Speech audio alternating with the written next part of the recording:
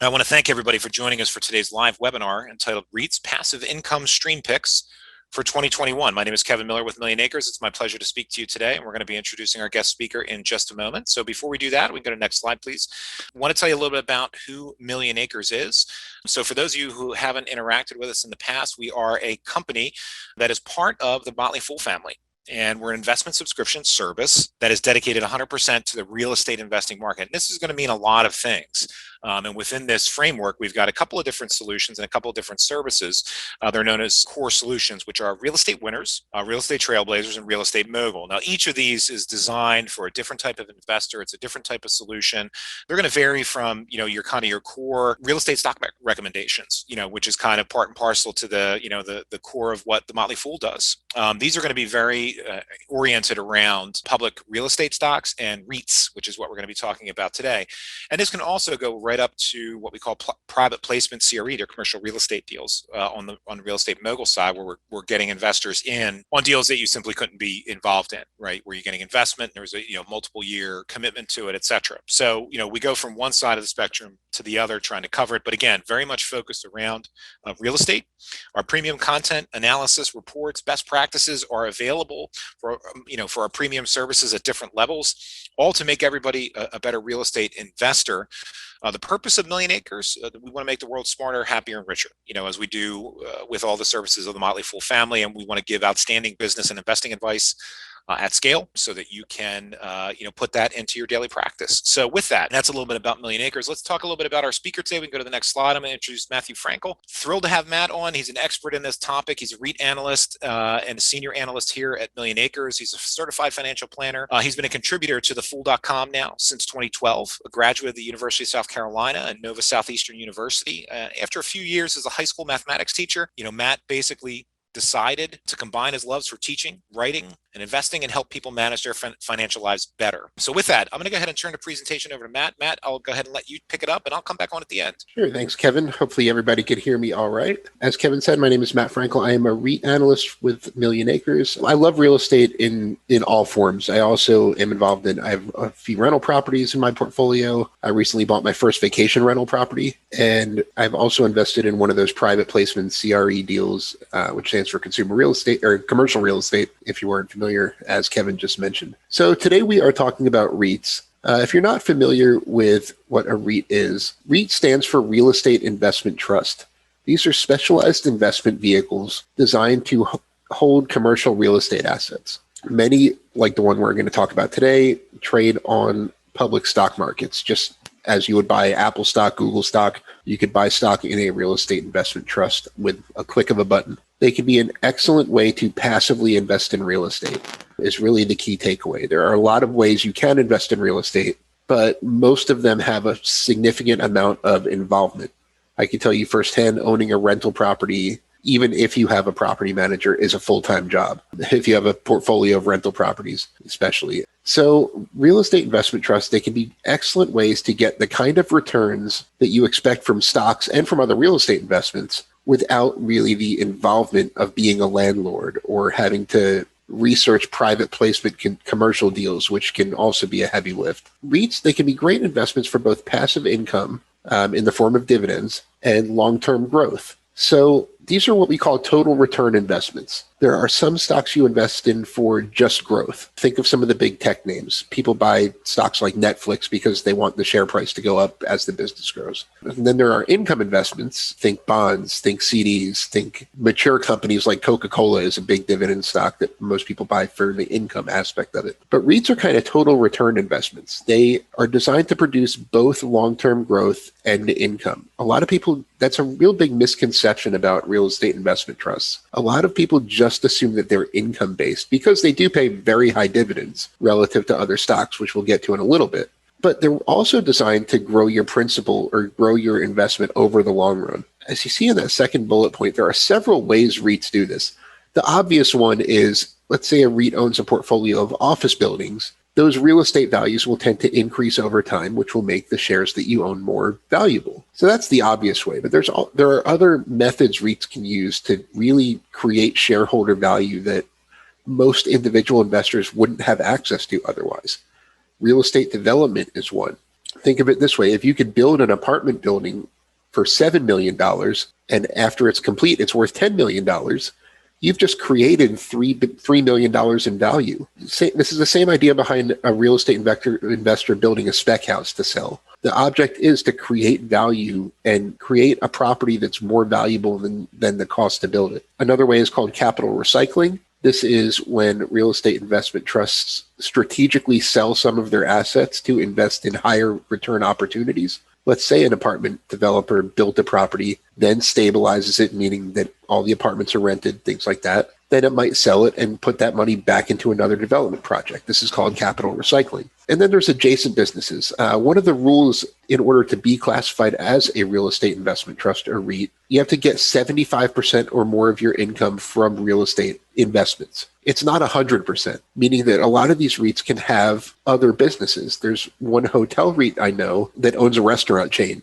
and makes money that way. There are adjacent businesses, some of these real estate investment trusts. So one office REIT owns the Empire State Building and operates the observatory on the top of it and gets a lot of tourism income from that. So these adjacent businesses can also create value over the long term. So that's the growth, and we'll get into the income in a second. So you may have heard that investing in real estate has a ton of tax advantages, and that's definitely true. There's a lot of tax write-offs you get if you're a rental property investor that can really help you not only get rental income, but not pay tax on it. And the same kind of tax advantages apply to REITs as well. So just going through the REIT tax advantages. If a company meets the criteria to be classified as a REIT, it enjoys a pretty unique tax advantage. REITs do not pay any tax at the corporate level if they meet the qualifications of being a REIT. I'll talk about the main. I've already mentioned the one that a REIT has to get 75% or more of its income from real estate sources. There are some other ones that we'll get into in a minute. But if they meet these criteria, they don't have to pay any corporate income tax.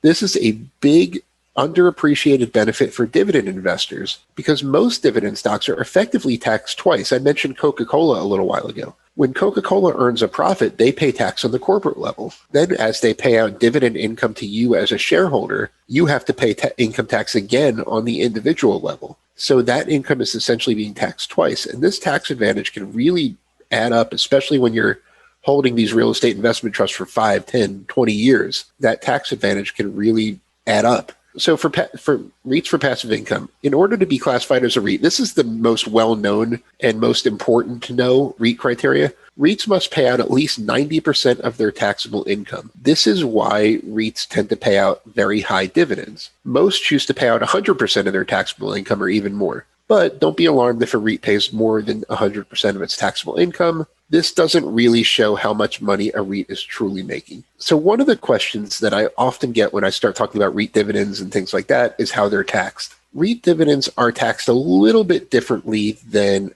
normal stock dividends. The tax advantage still works out in your favor, but instead of being treated as what are called qualified dividends and taxed at a lower rate, REIT income is treated as if you earned income from a business. They're generally treated as pass-through income, just like, say, if you owned a restaurant or something like that. So they're taxed at your ordinary income rate. But ever since the Tax Cuts and Jobs Act went into effect in the 2018 tax year, there's a special benefit that allows anybody to deduct 20% of their passive income or their pass-through income. So REIT dividends, the taxation's a little more complicated than you would expect from a traditional dividend stock, but the tax benefit still works out in the investor's advantage. And of course, if you own REITs in retirement accounts or any dividend stocks in retirement accounts, you don't have to worry about those taxes, which makes them great candidates for, say, an IRA.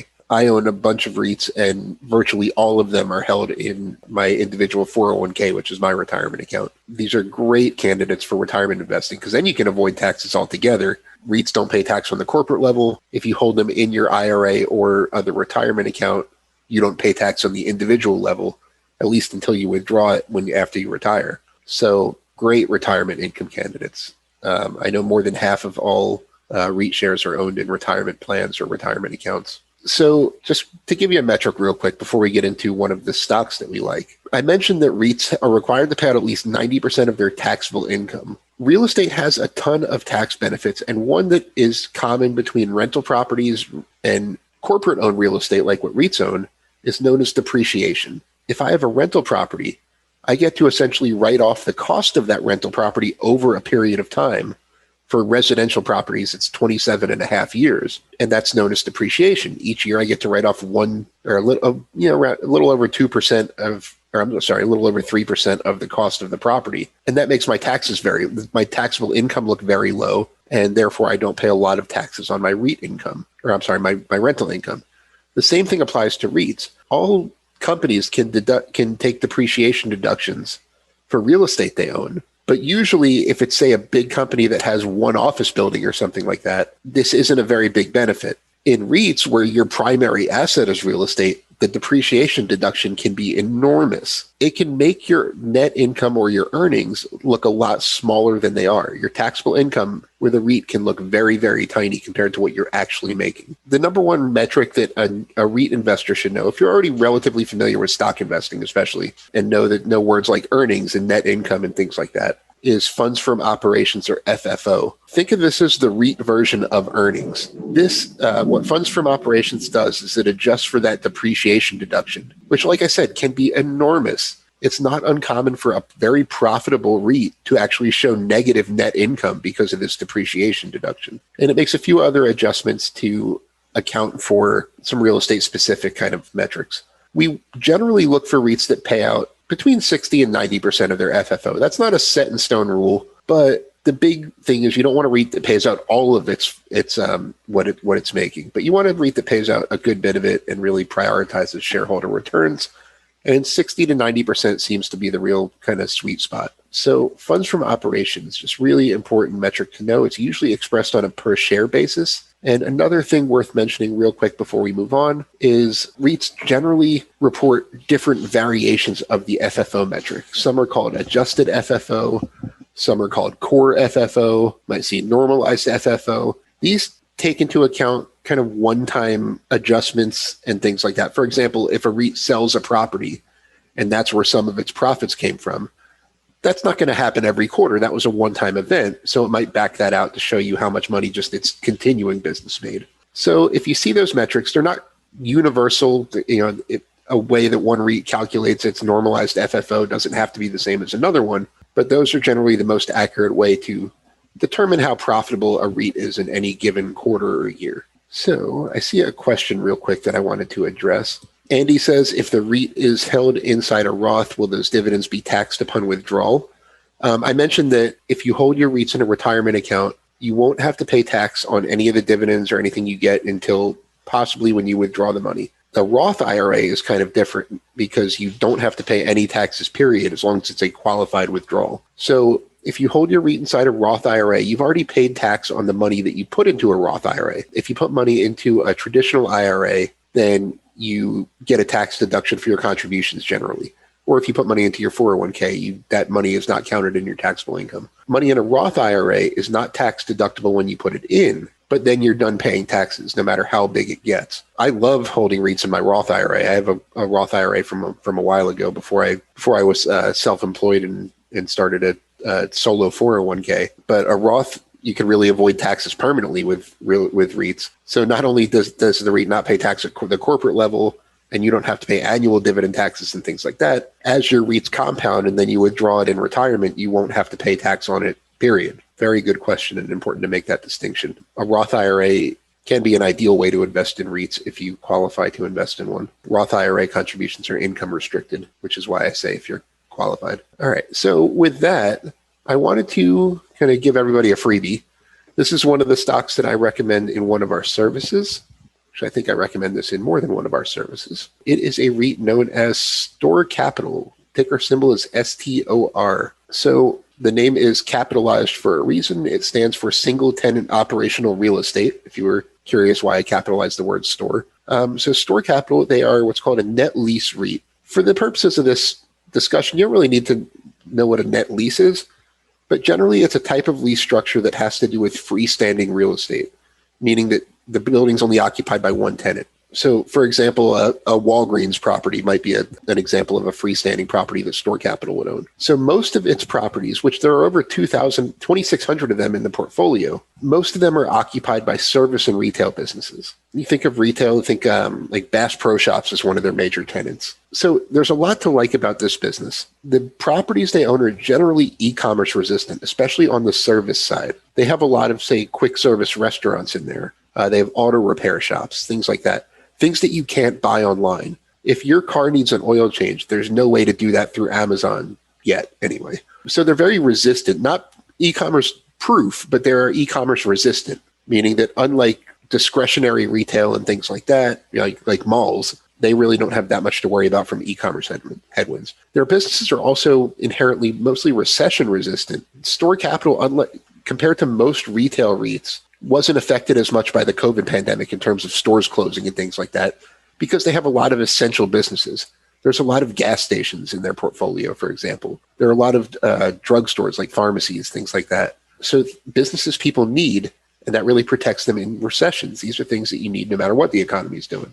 Geographic diversification. They have properties in most areas of the United States. Not one of their tenants accounts for more than 3% of their rent. I mentioned Bass Pro Shops as one of their big tenants. They account for less than 3% of the total rent. More than 500 different companies rent their properties. And their management team is fantastic. It's also worth mentioning Store Capital is the only REIT that Berkshire Hathaway invests in, Warren Buffett's company. They have their widely followed stock portfolio, mostly known for things like Apple and Bank of America and Coca-Cola.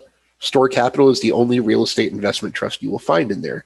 They own about 10% of the company. So just like most REITs, Store Capital pays an above average dividend yield. Their 4% dividend yield is about twice what you would get from the average S&P 500 stock. The company has only been public since 2014, but has increased its dividend every year, including 2020, when a lot of retail REITs were suspending their dividend. And over the past 6 years, Store Capital has delivered a 13% annualized total return. I mentioned total return is a combination of the gains you get in your share price over time, as well as the dividend. So that 13% annualized total return has beaten the S&P over the past 6 years. A lot of people make the mistake of thinking of real estate as a boring investment. And in a lot of ways it is. When you think of a business like Netflix or Zoom, compared to a company that owns a bunch of gas station buildings, yes, the business can sound a little bit boring, but the long-term returns are not boring. If you had invested in one of the largest REITs in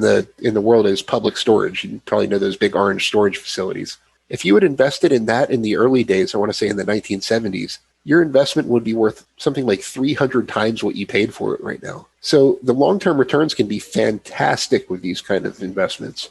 These are not stocks to buy for the next year. There's a lot that can affect their prices in the short run. They're very interest rate sensitive. For example, when interest rates rise, they tend to be under pressure. Not terribly, but they tend to be under pressure during rising rate environments. There's a lot that can affect them in the short run, but over the long run, they have a lot of value creation potential. So I have a couple minutes, so I wanted to hit a few of the questions I see in the Q&A, and then I'll kick it back over to Kevin. David said, what is the average return of REITs? The answer is it depends what time period you're talking about. REITs are a relatively new asset class. So a lot of people like to quote the S&P 500 returns over the past 100 years or something like that. REITs have only really been around since the 1960s.